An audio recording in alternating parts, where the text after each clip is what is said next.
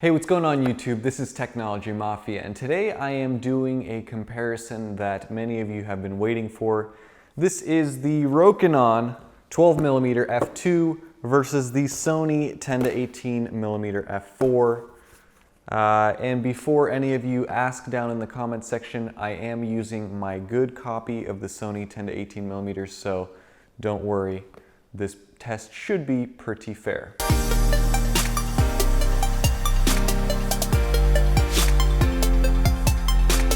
All right, so let's go ahead and get started by looking at both of these lenses up close. So here are both lenses with their lens hoods on. Now you can tell that the size is almost identical. They're about the same length.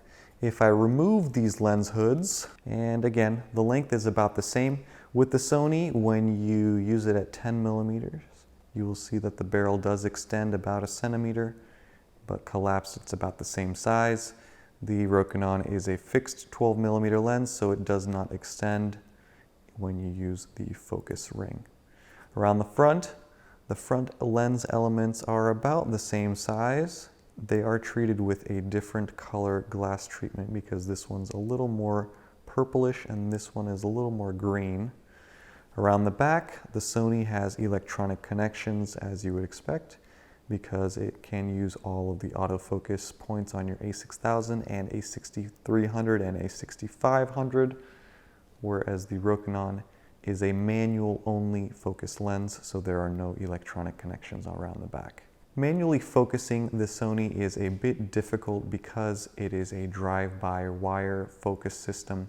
It's not mechanical like the Rokinon focus is. Now the Rokinon lens does come in black as well. I chose the silver variant because at the time that I purchased it, it was about $80 less than the black version, and why not? All right, so let's go ahead and get to the important part, which is seeing how both of these lenses perform side by side. So for this test, I did use an a6000. I used the same camera body, and I swapped the lenses using a tripod. And I will warn you, I'm not a professional photographer, so don't be too critical of my attempts at photography. Here we go. All right, so I'm going to start here with a picture of a building. All of the Sony 10 to 18 images will be on the left. All of the Rokinon images will be on the right. So the Sony will display all of the camera settings. These are the exact same camera settings that I used to take the Rokinon images. But because this lens is manual focus and not electronic, the focal length as well as the lens will not be listed here. So you'll just see the shutter speed and the ISO. Now for the majority of these shots, I did actually shoot them in RAW, as many of you have suggested over the last couple of videos. In addition, I did try to manually focus some of the shots, not all of them, but about 50% of the shots using the Sony lens, just so that the comparison is fair. All right, so let's go ahead and get started. We will start by taking a look at center sharpness. And so the colors are a bit different. You notice that looking at the details, Rokinon seems to be a little sharper. And yes, indeed it is. You can read the sign here. What's interesting here is there is some distortion because these two posts are at different angles. But we'll look at distortion a little bit later. Let's take a look at the corners. Okay, so here there is a noticeable improvement in image quality using the Rokinon. Some chromatic aberration that's kind of green, which is pretty interesting. And the other side, let's see. This side is also sharper on the Rokinon. Sony doesn't do a bad job though. And for those of you who are curious, yes, this is my good Sony 10 to 18mm lens, not the one that is decentered. This picture is also done at 12mm. This is a shot of a bridge. And let's just zoom in. I'm trying to focus on the bridge. Okay. Rokinon is definitely sharper. You can see the wood back here as well as the posts. Let's take a look at the tree here. It's close. The Sony's a little bit softer. You do have some chromatic aberration here with the Rokinon that's not as visible with the Sony. Let's take a look at this side. Yeah, Rokinon is definitely sharper here in the corners as well. And this is kind of surprising. I don't know why the Sony's this soft. Ooh, really soft here. This is a shot that was autofocus, so Sony seems to have missed focus here comparing these two shots, and in either case the Rokinon wins here. Next picture here, so this is also shot at 12mm f4. Let's take a look at the sides. Alright, Rokinon looks a little sharper to me. Brick detail is better with the Rokinon. Let's take a look at center sharpness. It's about equal. I would say that Rokinon is slightly more crisp. Take a look at the corners. Yeah, same story. I would give this to the Rokinon. Next picture here is of a convertible Land Rover, which I've never heard of, but I saw it parked on the street. What stands out here is that the Rokinon image has a slightly warmer tint to it. If you zoom in, yeah, you can see that the paint is more white here, it's slightly warmer, and the Sony is sharper. Rokinon isn't bad, but it seems to have slightly missed focus on the subject here. And that happens, you know, because it is a manual lens. You may miss focus on occasion. Next image here, this is the new GH5. No, I'm just kidding. This is an old camera that I had laying around. And I wanted to see bokeh again. So this Sony was done at f4, obviously, 12mm. The Rokinon at f2, 12mm. And you can tell just from this picture, I'm not going to zoom in, but there is a significantly smoother bokeh, creamier bokeh with the Rokinon lens. And that's just the difference between f4 and f2. The difference, even on an ultra wide angle lens, is noticeable. So if you are a fan of bokeh on ultra wides, then something to consider. But the other benefit of this is obviously low light performance, which we will talk about here in a second. So this shot is of my wife, and again, bokeh, what I wanted to test here.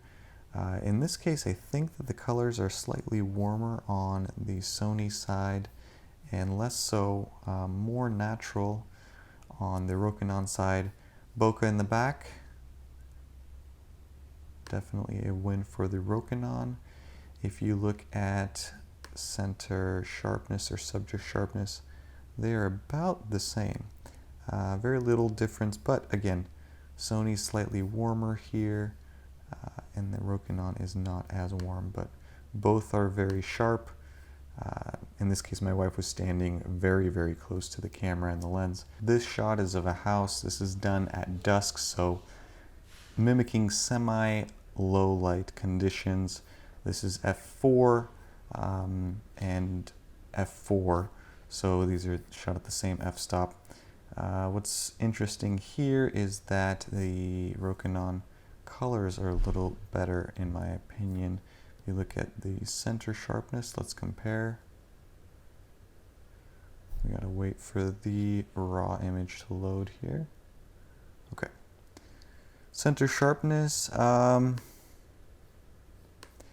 I have to give this one to the Rokinon. If you just look at the bricks, especially the grout lines, you can tell that the Rokinon is slightly sharper, and it's not really sharpness, it's graininess that you're seeing on the Sony. That is not there with the Sigma lens, so that is a benefit. Again, both of these are 1/60th ISO 500, so interesting. Here's another shot to demonstrate how much more light you are getting at f2 versus f4. So I won't zoom in, but this is low light at f4, 12 millimeters, and low light at f2. If you're going to do night photography, photograph stars, comets, whatever it is, Rokinon is the go-to lens of choice. Now, something that I haven't talked about is the fact that Rokinon is 12 millimeters, the Sony is 10 to 18. So here's 12 millimeters, and for comparison's sake, here is 10. So 10, 12 and 10, 12 and 10. It does make a big difference if you're trying to fit more into the frame. Some people like that ultra 10 millimeter wide look, while others will be okay with 12 millimeters for most applications. And then if you take this all the way into 18, that's the difference. So here's the range, 10 millimeters to 18, 10 millimeters to 18. So this next shot is of some trees and of a pond lake, shot at f5.6, so slightly stopped down. And let's see, raw files take a while to load here. Okay, so there is a difference in color. Sharpness is good with both. Let's see, going all the way out to the edge.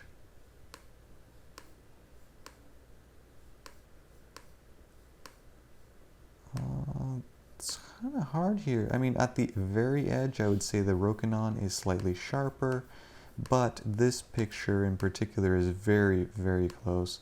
Let's look at the corners. Okay, yeah, Rokinon is sharper here and better colors. Let's look at this corner. It's about the same. There's more chromatic aberration that you'll see with the Rokinon, and you notice that over here, all of that purple. There's less of that with the Sony, but the Sony is not quite as sharp, so it's a trade-off. So here I wanted to capture flare, but I inadvertently captured a difference in colors. So this is important because if you're a fan of the colors that Sony lenses produce, you will like the 10 to 18 millimeter lens. What your eye sees more closely reflects the colors out of the Rokinon. So I paid particular close attention to this when I was shooting this shot because I was trying to get flare, but what I noticed is that the Sony has kind of more contrast here, so the green is a lot more green, whereas the Rokinon showed really what the eye was seeing. Alright, so this shot here is of some cool looking condos, shot at 12 millimeters on both lenses, 1/500 f4, and you're working with kind of a very harsh sunlight on one side and a lot of shade on the other. But let's take a look at sharpness in the center. Okay, so yeah, Rokinon is sharper here, the tree in the back. Let's move forward. Yeah, the tree in the foreground is definitely sharper. The colors are about the same when you compare these two. So both of them do a decent job here. I'd say that this one is about a tie. So the last shot here is of a garage, and I wanted to see barrel distortion. Which one of these lenses has more distortion? Now, based on all of the previous images, if I'm going to guess, I think that the Rokinon has more barrel distortion, but let's see. So here is the Sony. You can tell because it says so in the corner. And let's switch over to the Rokinon. Yeah, there's definitely more noticeable barrel distortion. Again, the Sony and the Rokinon. So the Sony image, when you look at it, is flat as it should be. The Rokinon has more of an arc, kind of bubbly effect here in the middle, and that is what barrel distortion is. Just because I'm curious, let's see if one of these is sharper than the other.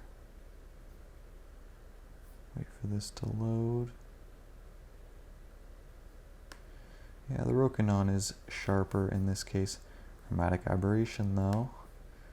Let's take a look at this light. Yeah, Rokinon is definitely the sharper out of the two.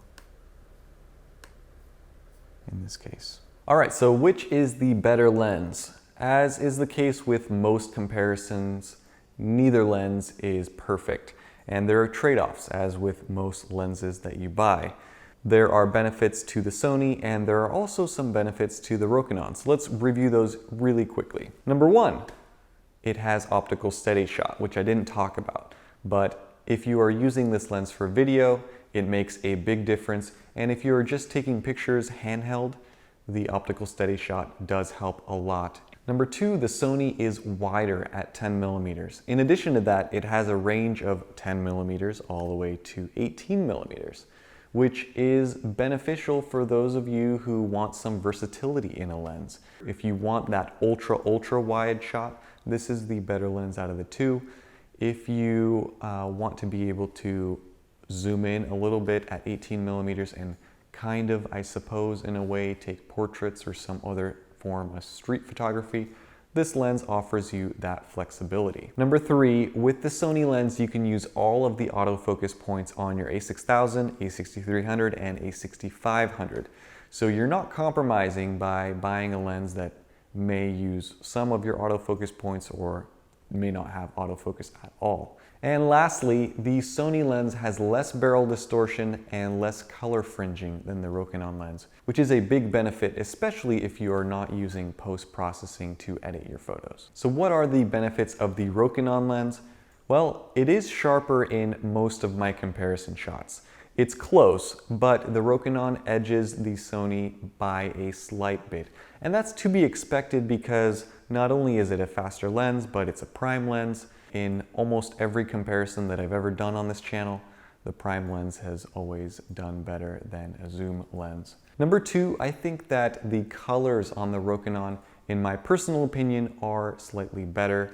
The Sony colors are a little bit unnatural. The Rokinon really does shoot what your eye sees. Number three, this Rokinon is an f2 lens. Now, I've demonstrated the benefits of that in the side-by-side comparisons, but it really does make a big difference. F2 versus F4 is a big difference. Especially if you are shooting indoors, this lens will let a lot more light in. So if you are a real estate photographer, for example, it's kind of a tough decision because you could either go with the 10 to 18 millimeter and get a 10 millimeter wide shot with autofocus, or you could go with the Rokinon 12 millimeter lens and let a lot more light in. However, it's at 12 millimeters, so the room will look slightly less big. I think that the f2 on this lens really differentiates it from the Sony, and for that reason, if I'm shooting indoors, this is the lens that I will grab 9 out of 10 times. The last benefit of the Rokinon is how easy it is to use. Now, with a lot of manual focus lenses, the focusing ring is iffy. Sometimes it's great, oftentimes it's kind of difficult to adjust and find focus. On this lens, I found that using the focusing ring was just a breeze. It was very easy to quickly find focus, and it really didn't take that much longer than using the autofocus on the 10 to 18. I mean, yeah, if you're just out there shooting one after the other, the 10 to 18 will be faster, but if you're really setting up a shot in a landscape scenario, it will only take you a few seconds to lock on focus with this lens. I think that the Sony lens is very expensive. It's $850. So unless you are vlogging with this lens on a daily basis, or you absolutely need that ultra-wide 10 millimeter focal range, or you absolutely need that optical steady shot and autofocus in video mode, I would say that the majority of you will be very happy with the Rokinon lens. This lens is about $300. Now the price fluctuates. Sometimes it's $329, sometimes the black color version goes up to $400. Now for around $300, this is an awesome ultra wide angle lens. Put that into perspective. You can get 3 Rokinons for the price of one of these Sony 10 to 18 millimeter lenses. Is this lens 3 times as good as this lens? Absolutely not. In many cases, I think that the Rokinon is better. It's sharper, it has nicer colors in my opinion, it's easy to use and focus. Really the only areas in which the Sony beats it are with the autofocus, obviously, with the optical steady shot, and with the slightly larger field of view. But in most other cases, especially if you're shooting low light at night or indoors, the Rokinon is an awesome lens and in many ways better than the Sony. So out of the two, honestly, I'm probably going to sell the Sony and keep the Rokinon. It's hard for me to justify keeping the $850 Sony because I don't really use an ultra wide angle lens that often. And realistically, I preferred the majority of the shots taken with the Rokinon in that comparison. So for $300, I think this is a better investment for me personally. So that is it for this video. I hope you guys enjoyed it and learned something. If you did, be sure to hit that like button below. Thank you guys for all of your comments and all of your support. If you guys have any questions, please post them down below. If you have any ideas for future videos or future comparisons, also let me know what you would like me to compare within reason. I'm not going to go out and buy $5,000 worth of Zeiss lenses. As always, thank you guys for watching and have a nice day. Bye-bye.